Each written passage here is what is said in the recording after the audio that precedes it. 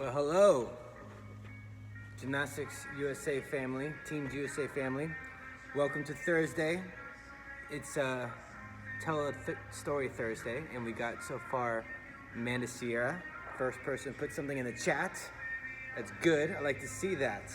Who else we got in the chat? Come on, put it in. I want to see who it is. We got Gibson. Always got the Gibson in the house. Mackenzie, Cooper. I never see Cooper. Angie Sajani's Pizza. She's always has the lasagna ready for people to eat.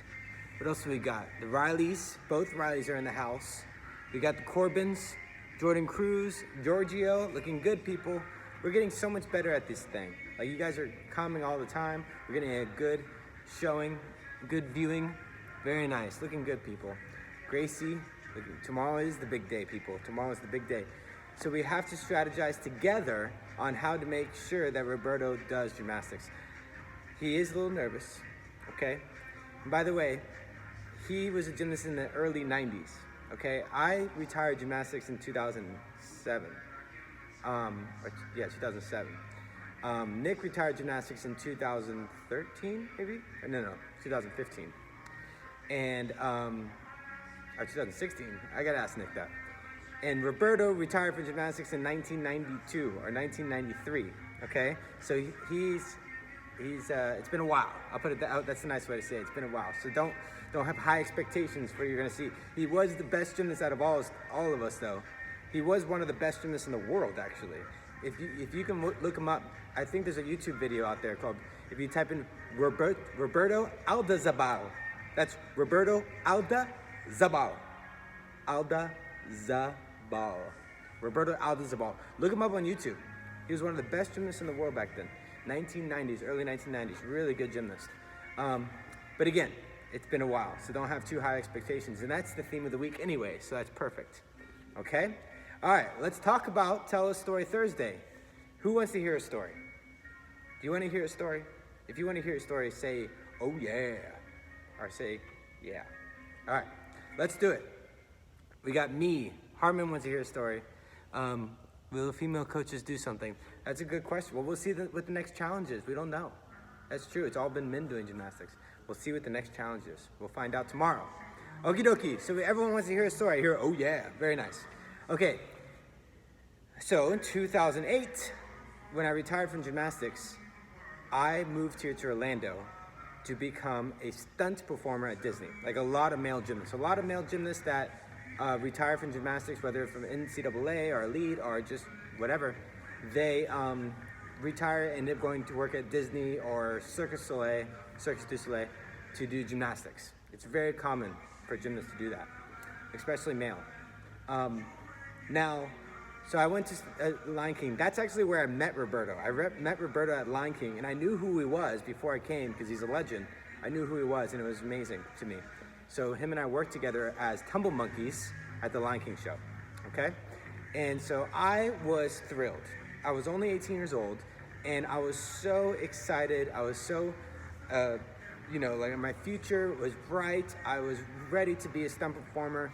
And I felt like I had the coolest job ever to get paid to do gymnastics. That obviously never happened before. So being a professional athlete or professional performer, gymnast was such a cool concept to me. And I was so happy in my life, just so happy.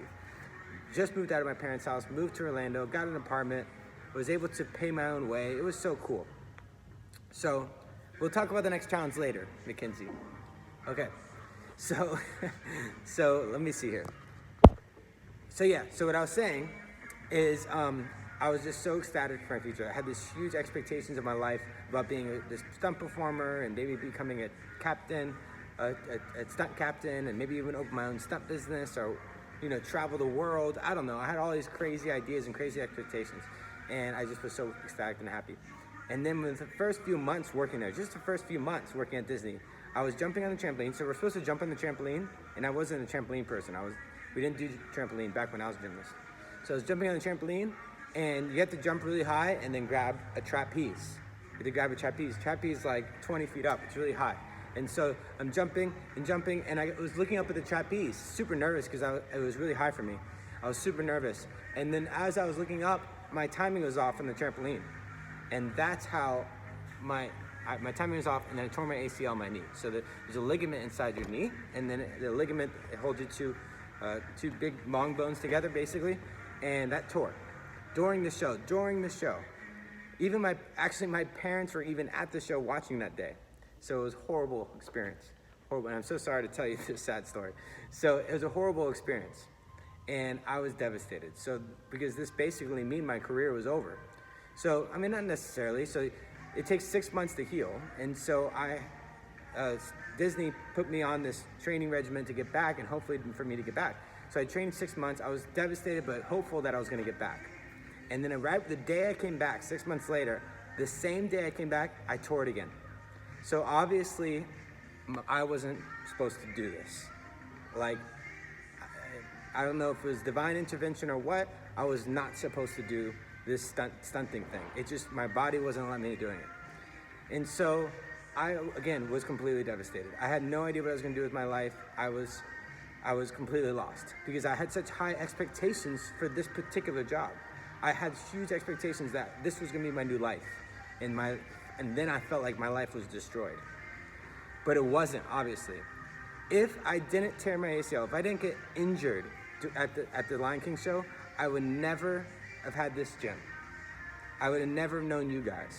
I would have never even met my wife, Jackie. I would never even had my son, Alexander. All this would have never happened if I didn't get injured. All these beautiful things. I love my life where it is now. I'm so happy to know all you. I'm so happy to have this gym. I'm so happy to have my team. I'm so happy to have my staff and my family. And it was all because of that injury, because my life completely changed after that, and I went a totally different route. So that's the beauty of life. Nothing's gonna ever go the way you thought it was gonna go. Nothing. There's nothing in your life. Only very small things will go the way you thought. You throw a ball up and the ball falls down. Okay, it's expectations. You can have high expectations that if you throw my keys up, the keys is gonna fall back down. Okay, but pretty much everything else in life, you have no idea what's gonna happen. Just like that, things can change. Just 2 months ago, no one thought we would be in lockdown right now. Nobody thought the gym would be closed. No one thought all businesses would be closed. No one thought we had to stay in our houses for a month. No one ever thought that was gonna happen. Understand, life changes, and that's the beauty of life. That's what makes life beautiful. If things always went as expected for everyone, life wouldn't be beautiful anymore because it would be super predictable and everybody would know what's going to happen in the future, and then nothing would be interesting. It would be a horrible world if that was the case. So life is beautiful because things go unexpected. So that's why you should never have high expectations for things out of your control. That is the purpose. Because if you do, you're gonna be disappointed way too often. You will always disappointed if you constantly hold everything to high expectations. So if you ever get hurt, if something like this happens again, like the coronavirus, if anything like that ever happens again, you can deal with it because you know that's what life is about. That's the whole purpose of life. All right, so tomorrow we need 200 people. Today we're at, how many do we have? 41 people. I think yesterday we were at 60. By the end of the night, it ends up being like 100. By the end of the week, it's like 150 people that watch this video. But tomorrow we have to have 200 at this time. 200 at this time. Otherwise, Roberto will not do it. He will not. No little cartwheel, no nothing. He will not do it. So make sure you tell all your friends, you post it on all your social medias, you text people, you get like 5 or 6 of your friends to go on at the same time. Everybody has to do it, otherwise it's not gonna happen. Yesterday we only had 150, so we gotta not yesterday. Last Friday we had 150, so tomorrow we have to have 200, and then it will happen, but we need your help. Okay, let's all get together and make this happen. We got 40 people. If everyone tells 3 people, then we got, obviously 120, and then hopefully more people show up. Okay, all right, I'll see you guys later. And have a good day. Let's see the GUSAs in the chat. Looking good, Cooper. Let's see. Sierra Miss. Lauren Harmon's in the house with the G. Cooper again with the S. We got Gabby D. Giorgio.